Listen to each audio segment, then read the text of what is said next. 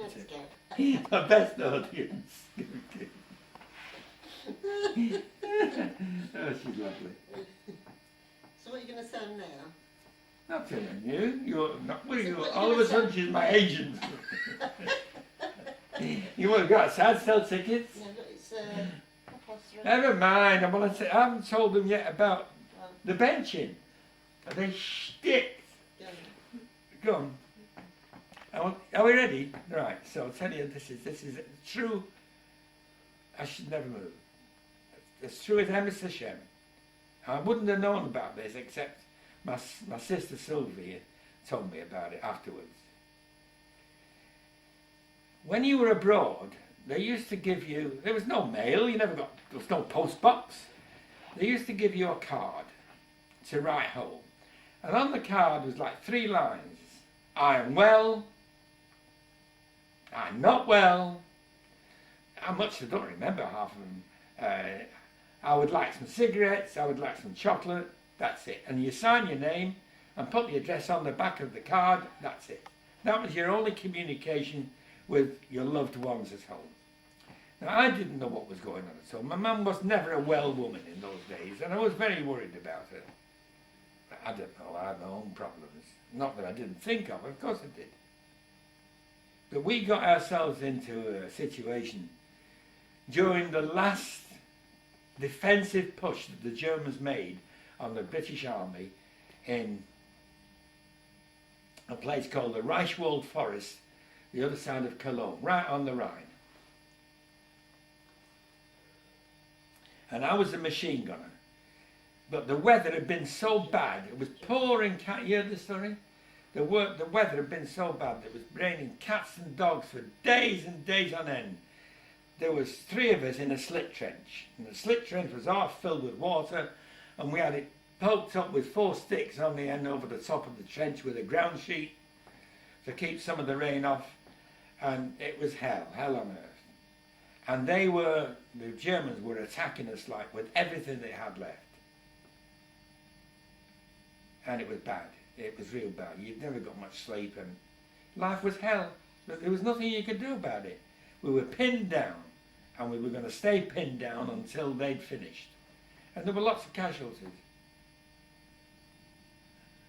Now, I don't know that back home, I don't know how many miles it is, 400 or 500 miles, back home in Stockport, my mum and my dad was there, my sister was there.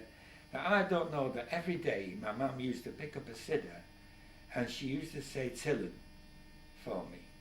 Now, I don't know whether you know, but Tillim, when a person is desperately ill, you can take the name from every line of the Tillim, and you say that line which is representative of the first letter of the name, like in my case it would be Loza, abbreviation to Eloza, or you could put an Aleph, and you say the line referring to the Aleph, and the Lamed is a line referring to the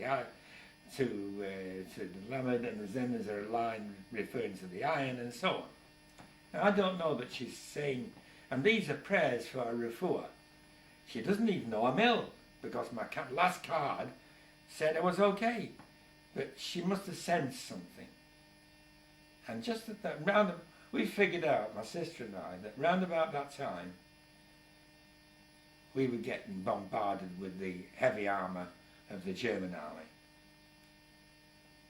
On this particular late afternoon, the heavens opened up, but the ground street was clean. There was no holes in it, no damages to it of any kind. And the only thing you could see when it got dark was the fire on the skyline, the fire from the artillery and mortar fire was coming over. And the 3 of us were stood there, and all of a sudden we heard this most enormous, shattering, mind-shattering blast right above our heads.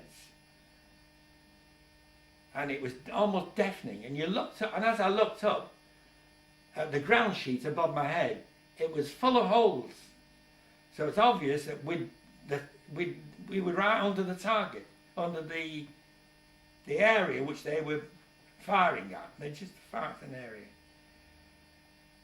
and it was terrifying. And I turned around to this fella on my right, and he was dead. And turned around to the fella on my left, I was in the middle, and he was dead. And then my head starts going round, and all of a sudden look at myself, and I'm smothered in blood. And I thought at first it was the blood from them, from either side of me, but it wasn't. It was in my arm. I fought, and then I felt, it's like an after effect, I felt that the pain was crucified in my arm, and then I passed out. So, fortunately, I survived. Eventually, I don't know how long it was, I was schlepped out of the trench, and I remember waking up in a low boat, like a punt, crossing the Rhine, from north to south. And the next thing, I became unconscious again, and then I remember waking up on a train, and some Canadian nurse saying something of comfort, words of comfort to me. Excuse me. And then I woke up, I was in hospital.